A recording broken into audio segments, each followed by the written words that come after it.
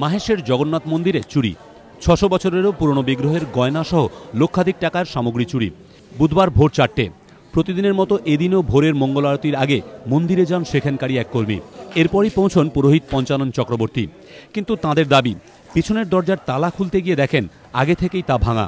ভেতরে ঢুকে দেখেন জগন্নাথ, বলরাম, সুভদ্রার বিগ্রহে পরানো সোনার হার, সোনার জল করার উপর ৩টে মুকুট, রূপোর গ্লাস উধাও। খোয়া গিয়েছে পুজোর বেশ কিছু সামগ্রীও। সঙ্গে সঙ্গে মন্দির কর্তৃপক্ষকে বিষয়টি জানানো হয়। শ্রীরামপুর থানায় অভিযোগ দায়ের করা হয়েছে।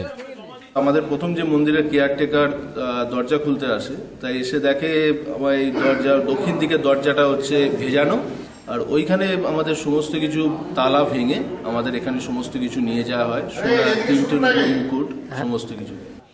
পুলিশের তরফে জানানো হয়েছে, মন্দিরে রাতে নিরাপত্তারক্ষী ছিলেন না, ছিল না কোনো সিসিটিভি ক্যামেরাও। এদিন মন্দির পরিদর্শনে যান জেলার অতিরিক্ত পুলিশ সুপার এবং শ্রীরামপুরের এসডিপিও। পুলিশের দাবি, নকল চাবি দিয়ে তালা খুলে মন্দিরে লুটপাট চালায় দুষ্কৃতীরা। তদন্তে আমরা দেখছি যে চোর তালা না ভেঙে তালা খুলে ঢুকলো, এটা একটু সন্দেহজনক লাগছে।